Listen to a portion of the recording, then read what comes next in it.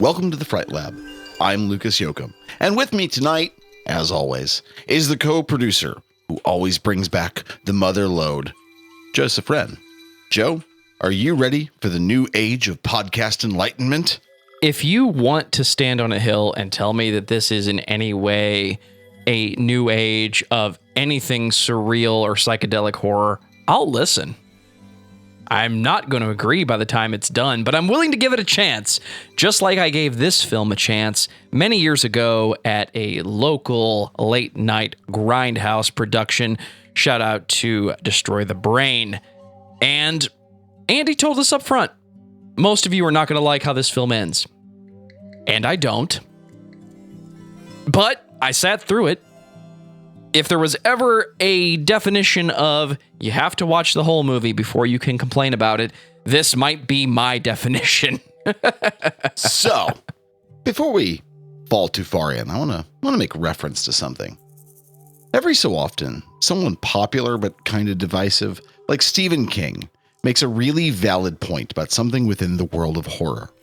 Fans of the Fright Lab, or fans of the video game Alan Wake, might be aware of this comment by Stephen King. Quote, "Big movies demand big explanations, which are usually tiresome, and big backstories, which are usually cumbersome. If a studio is going to spend $80 or $100 million in the hopes of making 300 or 400 million more, they feel a need to shove what it all means down the audience's throat. But nightmares exist outside of logic, and there's little fun to be had in explanations. They're antithetical to the poetry of fear." Now, I've always struggled to describe my sometimes strong reaction to big budget, big name horror flicks. Longtime fans of the show will already know this about me. This comment from Stephen King is practically perfect in terms of articulating this issue. The quote-unquote poetry of fear is more of what I am creatively attracted to. Horror offers us this safe space to experiment and experience fear, and many of the fears horror tends to show us kind of defy explanation. That poetry is more effective, I think, than some expressed statement of, well, this is what it all means. So I want you to think back to an episode like we did just recently, like Exorcist II: The Heretic, or for that matter, an earlier episode, something like Shin Godzilla. I'm going to go on a limb here and say that most of us have never been possessed or, been attacked by a giant atomic lizard. And thankfully, most of us will never be in a movie about Japanese bureaucracy or just in a film as bad as Exorcist II. But what about movies that give you space to experience the, more amorphous side of fear? The horrors that don't make sense are also resilient to logical deduction or dismissal, right? For me, a great modern filmmaker in this specific arena is Panos Cosmatos. His 2010 art house nightmare, Beyond the Black Rainbow, is arguably the perfect example of this amorphous, poetic sort of horror. Now, I confess that this has been a daunting sort of episode to write. Beyond the Black Rainbow is a film I have pretty intense feelings towards. Personally, I think it's beautiful and haunting and a little bizarre. It reminds me, in a way, of movies like Upstream Color or Possession. After watching this for the first time, I couldn't shake the visuals or the music from my head. Watching this movie with a more critical eye, picking it apart while you're watching it, was actually really uncomfortable for me. You want to ruin something you love, just overanalyze it a couple times. The other side of this issue is that Beyond the Black Rainbow is ultimately more of an art house film than a traditional horror flick. It is resistant to typical analysis, let's say. It has definite plot, sure, but it's not really about the plot. And don't worry, I'll get to the plot shortly, though I can tell by the look on his face that Joe's a little dubious of this idea. So movies like Tarkovsky's Solaris, Argento's Suspiria or Inferno, or the 2016 cosmic horror The Void all share some similar qualities with Beyond the Black Rainbow. Now, we've talked about Suspiria on this show before, back in episode 5, if you can believe it. I won't spend a lot of time here explaining the plot of this, or for that matter, really, Inferno or Solaris or The Void. It's not really the point. But they bring to mind this in context with Beyond the Black Rainbow. We need to get into this movie in the way that the movie works. As always, we need to go beneath the hood. Along the way, I want to ask a pair of questions. Is Beyond the Black Rainbow actually about something? Or is it all surface and aesthetics and not much in terms of substance? Second of all, I want to ask, does a movie need to be about something? Or is simple aesthetic enjoyment of a creation enough to enjoy a film? With that in mind, let's dive into the plot, such as it exists, for Beyond the Black Rainbow.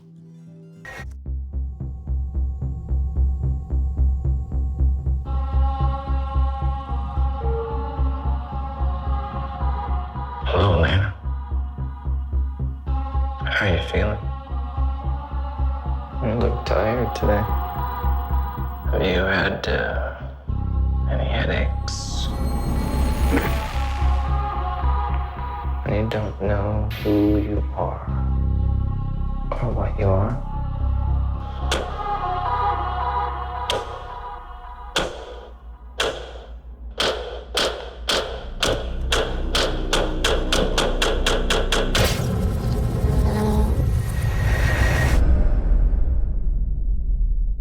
About to embark on a great journey. Let the new age of enlightenment begin.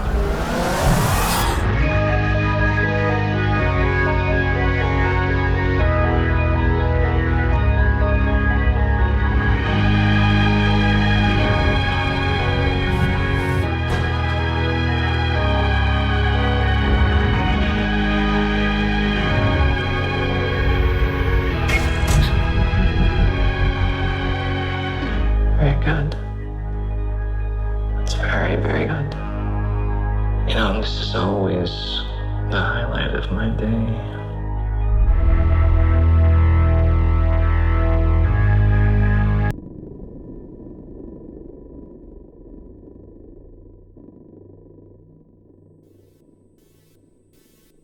The film opens with a commercial for the Arborea Institute, a new agey sort of facility offering some pretty abnormal varieties of therapy and touting that it has an award-winning garden. And who doesn't love a visit to their local botanical garden? But here in the futuristic age of 1983, things at Arborea are not going according to the commercial's promise. There appears to be only a handful of people around, including Dr. Barry Nile, who is rocking a great retro look and an absolutely dead-eyed menace, Margot, the orderly, who is like a less fashionable Nurse Ratched, Elena, a sort of doe-eyed 20-something with burgeoning psychic powers, and a masked mute giant in an anime racer costume who may or may not be security. So far, so bad. The Arborea Institute clearly was up to something. They have a mysterious triangle prism thing that can control Elena, sort of. An apparently DOS-based control system that runs the entire building for some reason, and an interrogation room that seems to be in place of a therapist's office. Dr. Nile is clearly obsessed with Elena, but also seems to be aware, and very afraid, of Elena's powers. He has damn good reason to be, too. Elena is not a patient, she's a prisoner, and she wants to get out. And so the stage is set. It should be a pretty simple story.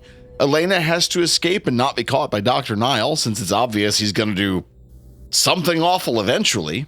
And all of this ticks the boxes for question number 1. Is Beyond the Black Rainbow actually about something, or is it all surface and aesthetics?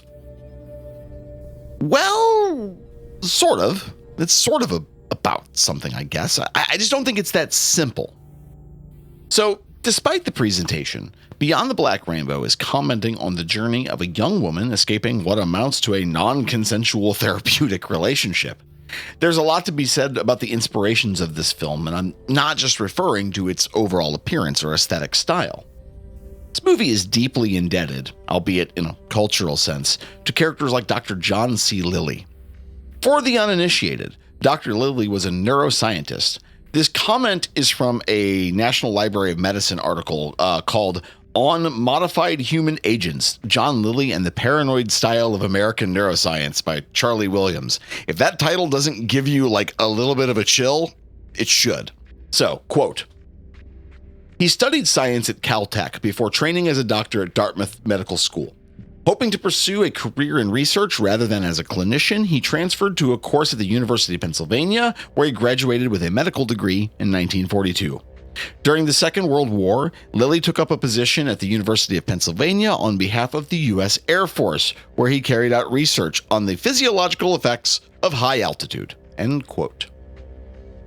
Lilly's career, of course, doesn't stay on a normal track, let's say.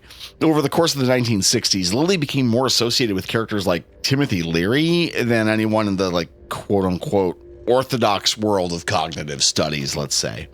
Lilly would be remembered for experiments with psychedelics, sensory deprivation tanks, and that one time that he and his assistant got really high and tried to teach dolphins how to speak English. There's even rumors that maybe the dolphin attempted to have a intimate relationship with his assistant. It is, suffice it to say, a long story. I've left a pair of links about his life and works in the show notes, and I encourage you all to give them a read, if you're into that sort of weirdness. Beyond the Black Rainbow might not exclusively refer to Lilly or Dr. Timothy Leary by name or visage, but it is referring somewhat obliquely, I think, to an era of American science and politics. It's important to think about the United States government's experiments at the Edgewood Arsenal with psychedelics and chemical warfare agents, or that whole, MK Ultra thing when you're thinking about this sort of movie. The New Yorker has a great set of articles and videos about this subject. I've also left a link for that in the show notes, as well as some credible overviews, let's say, of MK Ultra in the show notes. MK Ultra is one of those subjects with a lot of conjecture when the real actual history is entirely more distressing. I say stick to the credible facts. They're bad enough as it is. Those subjects are also, by the way, way, way too deep for me to get into here. So again, leaving those in the notes if you're interested. And I recommend you do. It's a scary subject and is very telling about America as a country's past and hopefully never again as its future. So, Beyond the Black Rainbow, it's about something, right? Case closed, right, Joe? We can wrap up the episode. If you want to email, oh wait, I'm kidding. Not really. I admit that was a cheap joke, but Joe, I know you're angry at me for this episode, and I wanted to try to lighten the mood a little bit. So I believe the line from the end of the film is, "Why won't you talk to me?" Listen, I don't like you referring to me as Dr. Perry. So, I mean, okay, so no, it's not directly about something. I mean, the movie's talking about stuff and is making references to things, but it's not really pointing at them, not directly. Like I said, the movie is obliquely referring to these bizarre and horrible moments in our history. They're never expressly talked about in the films. Maybe they shouldn't. But the colors, the psychedelic colors, the crushingly slow pace, the weirdly retro but modern visuals of the film. In other words, it's alluding to the time and energy of that place within the film. Now, I know at this point, Joe is practically bursting at the seams to make a comment. Please share with the class, Joe. What are you thinking? The first time I saw this film, I mentioned earlier, was at Late Night Grindhouse. I was told up front that I would not enjoy this film, or at least not the ending. The film can be interesting at times, but it definitely is about the ending. If you are a traditional film fan. How do I talk about a film that I don't enjoy and be critical when I don't think it's anything special? There is something to be said about it's just the bright colors. This person clearly had some ideas, or this is a Donnie Darko situation where I had places to film, equipment, and a cast, but I don't actually know what the hell was going on, so you have to tie it all together at the end somehow. I don't really believe Beyond the Black Rainbow has no clear story, at least to the director. I think the director knows where he's going with it, but it is possible to miss the mark. And I think this film's runtime of 1 hour and 50 minutes, even if you shortened it 10 minutes, would still feel long and drawn out to most people. And that might be part of the experience. We've talked about psychedelics and we've talked about the look of films, giving the audience an idea, or this is the type of emotional state I'm trying to convey. If you take that literally in this case, yes, I think this film is trying to beat down some of your walls, and it's trying to get you to let go of your guard and let something happen. I'm just not convinced something does happen. Okay. I think those are all incredibly fair criticisms of the movie up to this point. I have not made a central thesis. I have not unveiled my interpretation of this. So that's fair. I think you're making a very valid point. So let's move on, at least temporarily, to the second question. Does a movie need to be about something, whatever that is? Or is the simple aesthetic enjoyment of a movie, or of really any creation when you get right down to it, enough for it to exist? Some of you already know that I enjoy surrealist films. Fans of the show have heard me talk about this before, so I don't need to explain it. You know, movies like David Lynch's Inland Empire, Mad God, being John Malkovich, and yes, Beyond the Black Rainbow could all be called at some level surrealist. Those movies are definitely films with wild and sometimes completely incoherent plots. They are not, for what it's worth, rooted in reality. They are not even really about dealing with a concrete real. These movies can be alienating, maybe even intentionally so. But I would argue that there is a plot at the core of these movies. But what do you do with something like Buñuel's Un Chien Andalou? You know, he and Salvador Dali clearly had a good time making that movie, whatever it's about. Okay, well, how about Elias Merhage's The Din of Celestial Birds? It's beautiful and terrifying, but what's it about? Can anybody explain that to me? Because I can't. I mean, it tells you, but it doesn't tell you. These films are absolutely removed from the constraints of common filmmaking. They're films, but they're barely movies, if you follow my meaning. So if you are a fan of experimental film, let's go back to The Din of Celestial Birds, for example. Are you watching them because you enjoy them? I don't know. That's a question. I confess that I think it's kind of an extremely galaxy-brained thing to ask questions like, well, what does it mean to enjoy a thing? Sure, there's value in that question, but it's getting a little unnecessarily esoteric for our purposes. I think that horror, especially when you're talking about something less straightforward, like Inland Empire, and I think it's a horror movie, is a natural partner to surrealist or experimental things. I don't know that I enjoyed a splatterfest movie like The Sadness, but I admire the hell out of it. It's daring, it's brutal, it's gruesome to an extreme. But what it does well sits kind of in defiance of reason, right?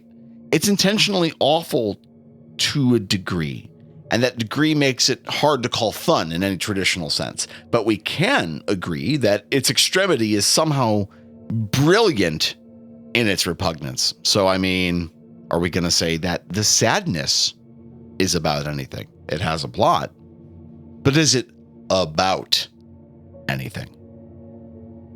I want to move away from film for just a second, and I want to talk about a song I particularly enjoy. The song is called Awake by the band Tycho. Joe, I've included a link if you would play us a little bit of this track, just maybe a minute or so.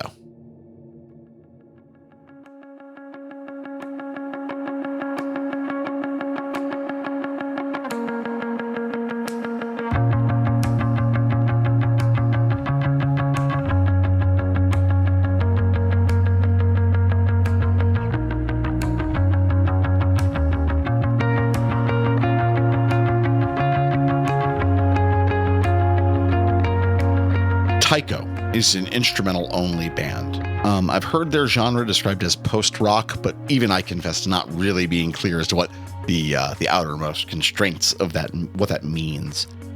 I can't tell you how many times I have listened to this song, as well as this whole album. And if I'm honest, I'm not wild about all of Tycho's discography, but goddamn do I love this song. It's incredibly moving, in my opinion. It's beautiful.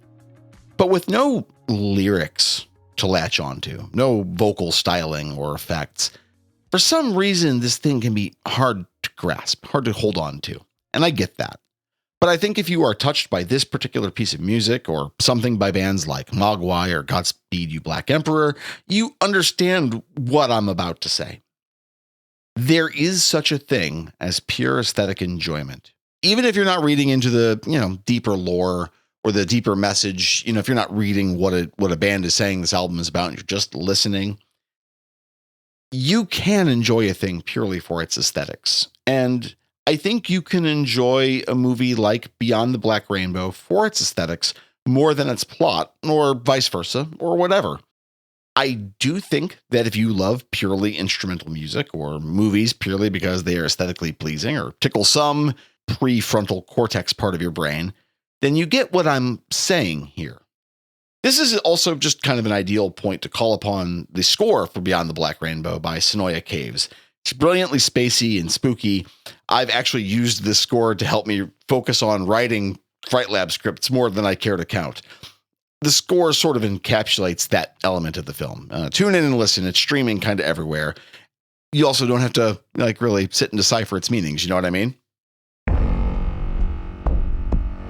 Let's return back to the first question. Is Beyond the Black Rainbow about anything? We really didn't answer that, I don't think. So, what is the message of this movie? Joe, I'm going to answer the question. What is the plot of this film? Is it just color? Cannot wait, my friend. What's it saying beneath it all? I will finally answer your question. I cannot prove that this is what Panos Cosmatos was after. I'm a death of the author guy, as you all know. Assume this is just my interpretation and that this reflects nothing of the creator of the film.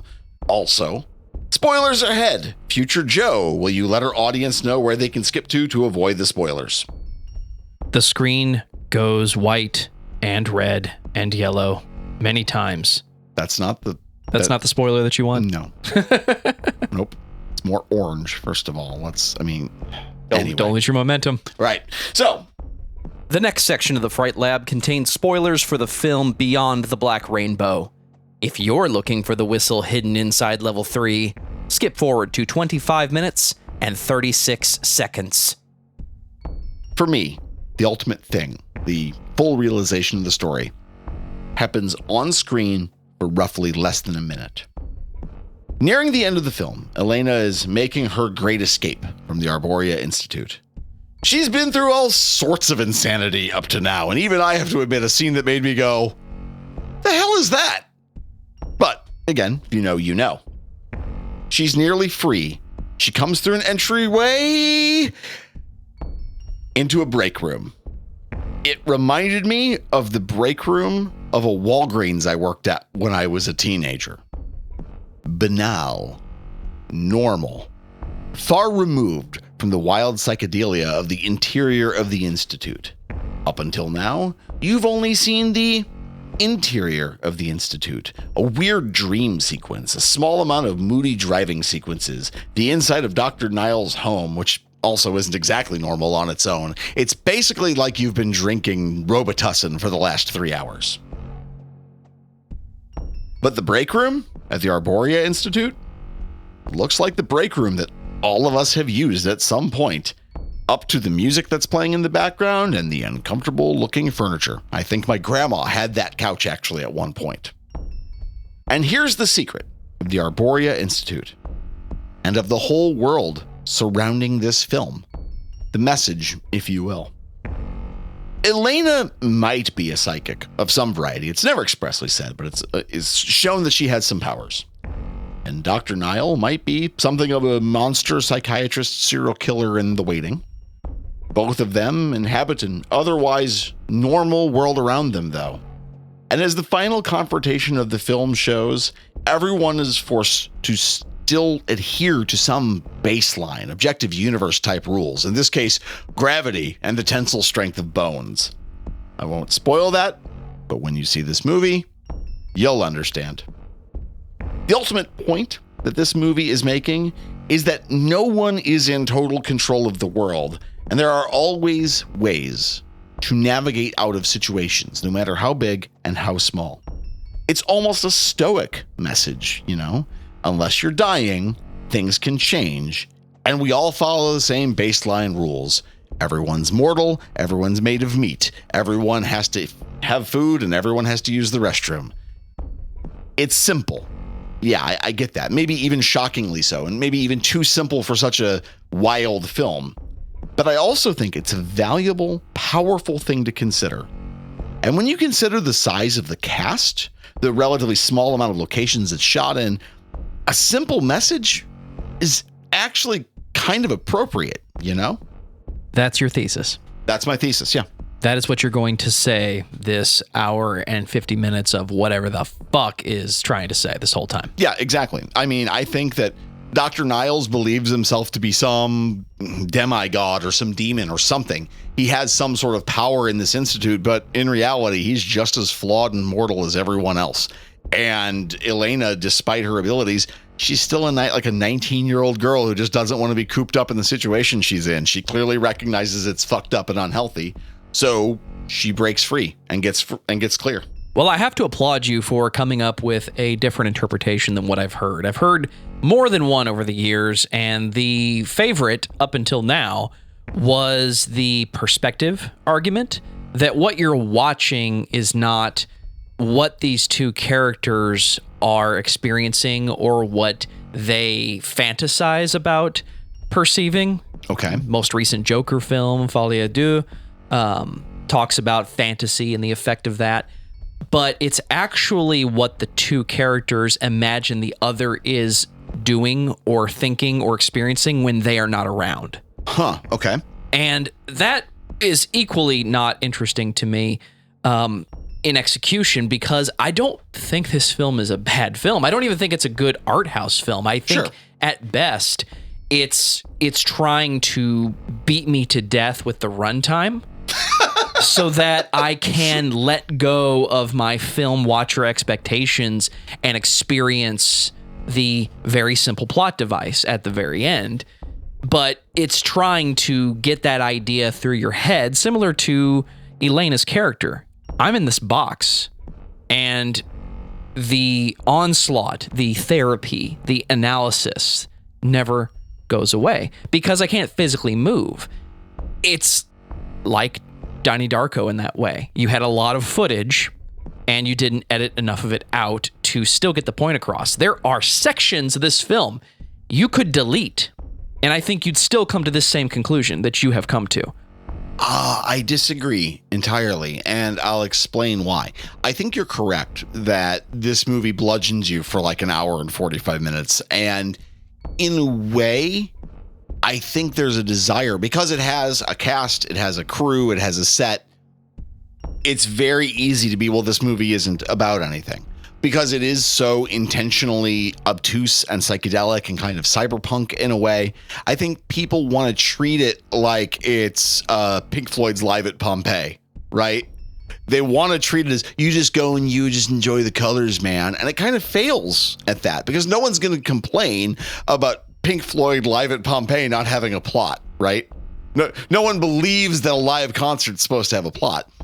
This movie has a plot, and while it's not precisely about the events on screen, it is about evoking that atmosphere of helplessness. It is about evoking that atmosphere of, well, Dr. Niles can get away with... No, Dr. Niles can't get away with anything, actually. He's kind of bad at this, as it turns out.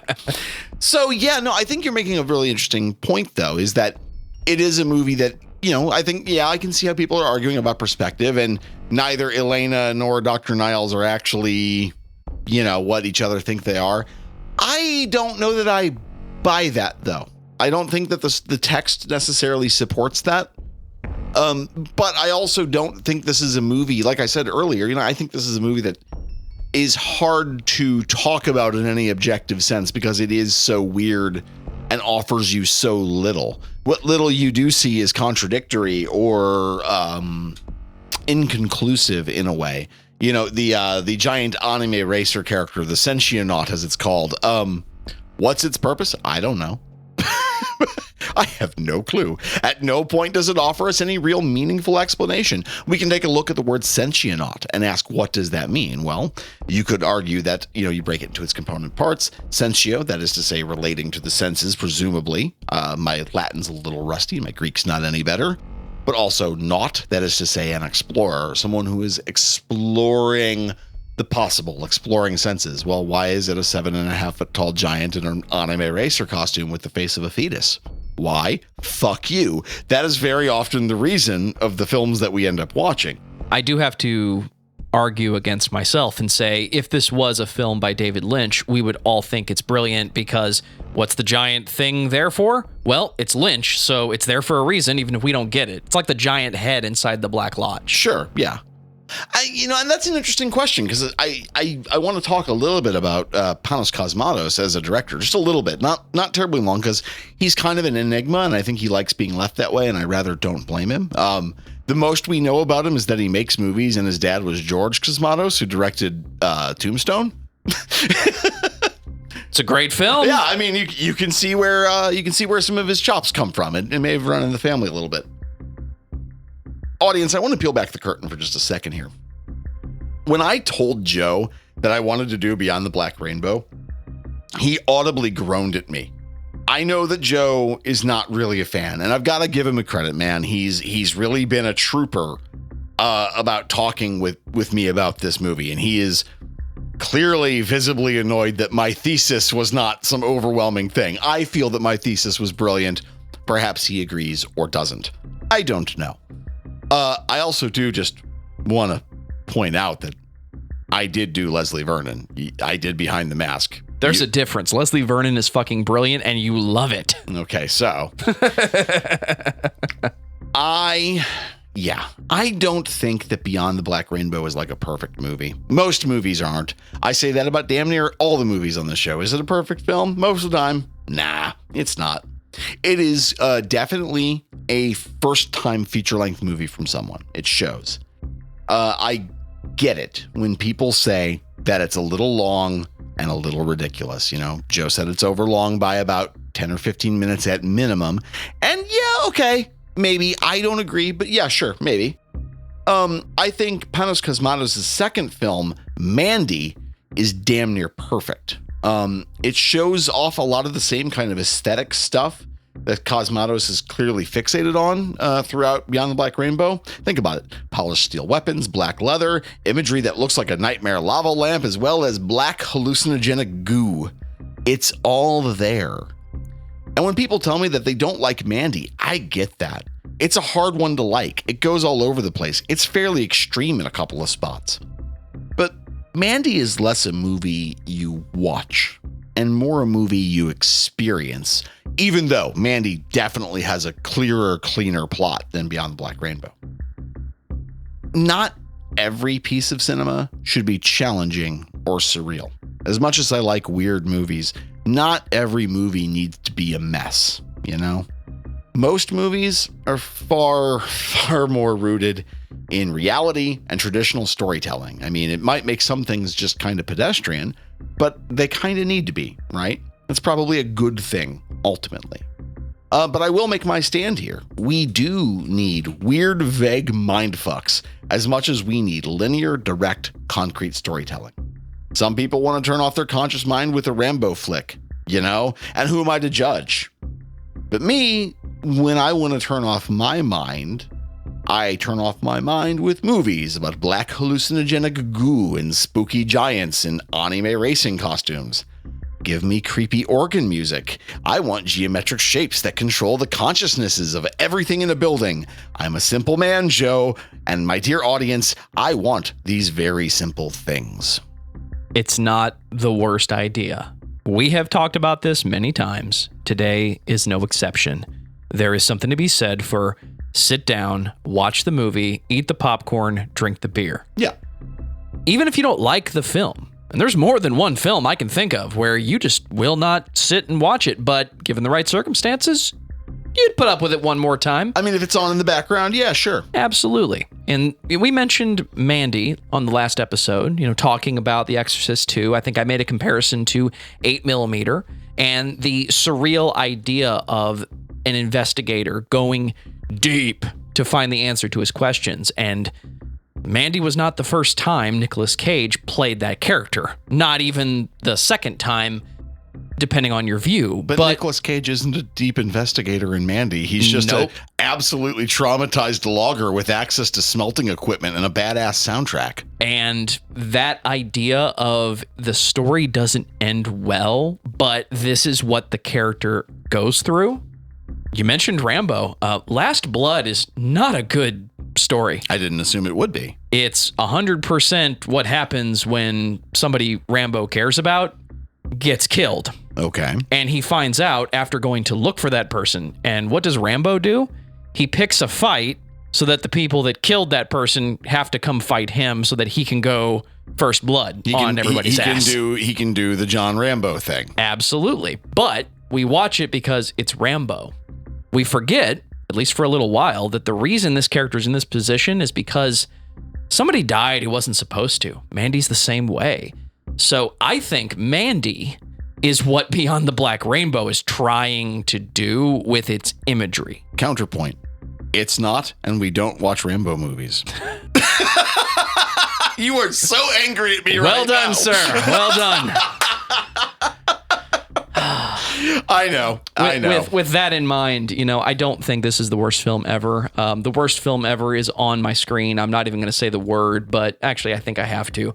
James Rolfe, who is a student of film, talks about Wavelength and how that is his pick for the worst film ever. Can you read me the plot synopsis, please? I certainly can.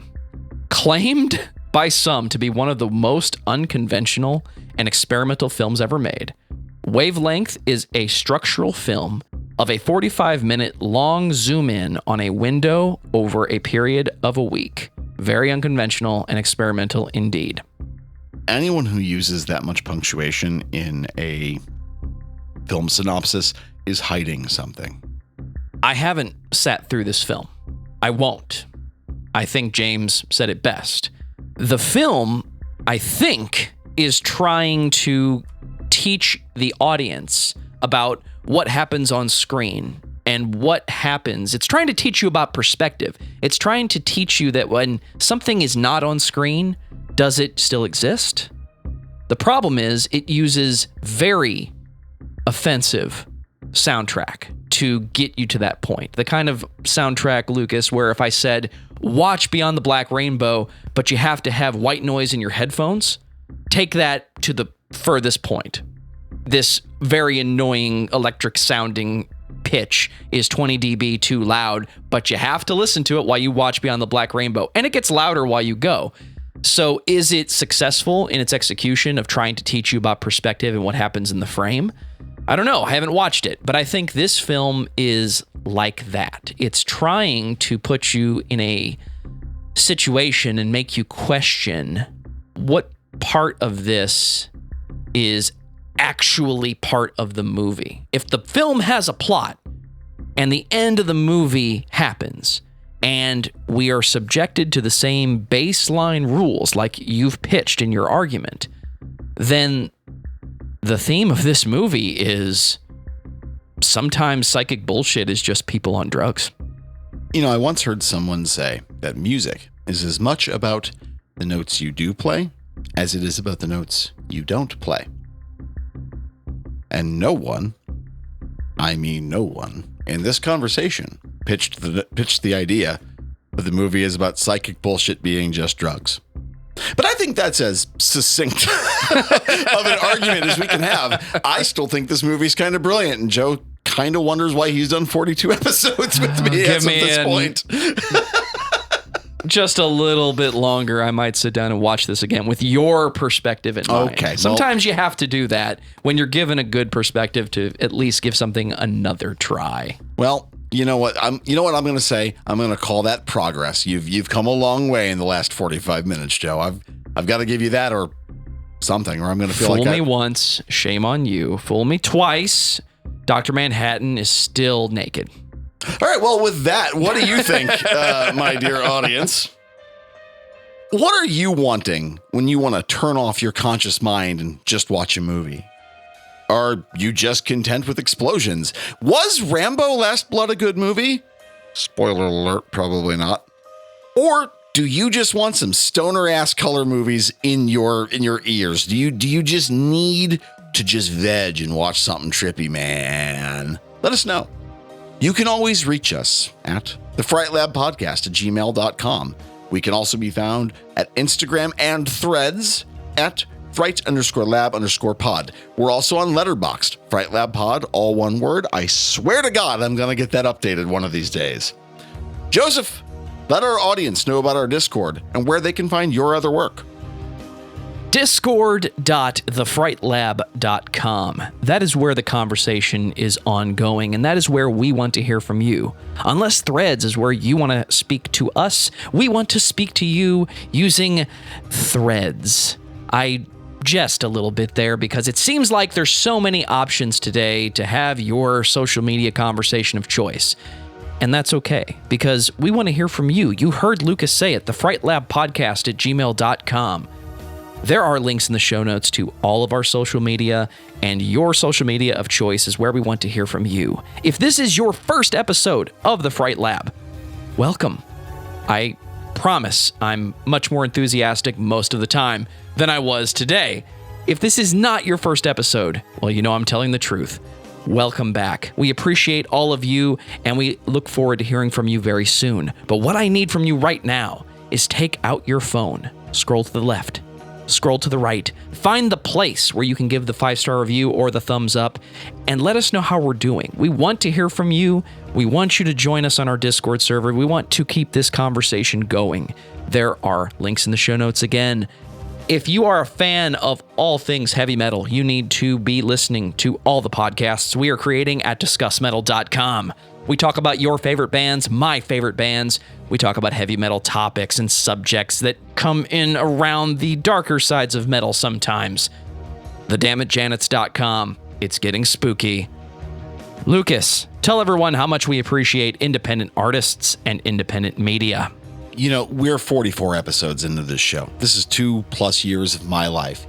I wouldn't do this week in and week out if I didn't love this thing dearly. If I didn't love being behind the mic, talking to you about a subject I have an interest and an intellectual curiosity about, because I know you have that same interest and that same intellectual curiosity. We want to help anybody who has that exact same issue. We may not be able to solve all of the world's problems, but we can absolutely help boost the signal of other projects that are even remotely similar to ours. So, if you are making a long or short form horror film, if you're a director, producer, if you're making horror related music, be that punk or horror rap or some sort of next level dark ambient shit, we want to hear about it and we want to help you get eyes on your project. Here again, the Fright Lab Podcast @gmail.com. And as always, The Fright Lab is written and researched by me, Lucas Yoakum. Joe Wren is our producer and intrepid co-host. We appreciate each and every one of you, and we will talk to you all again very soon.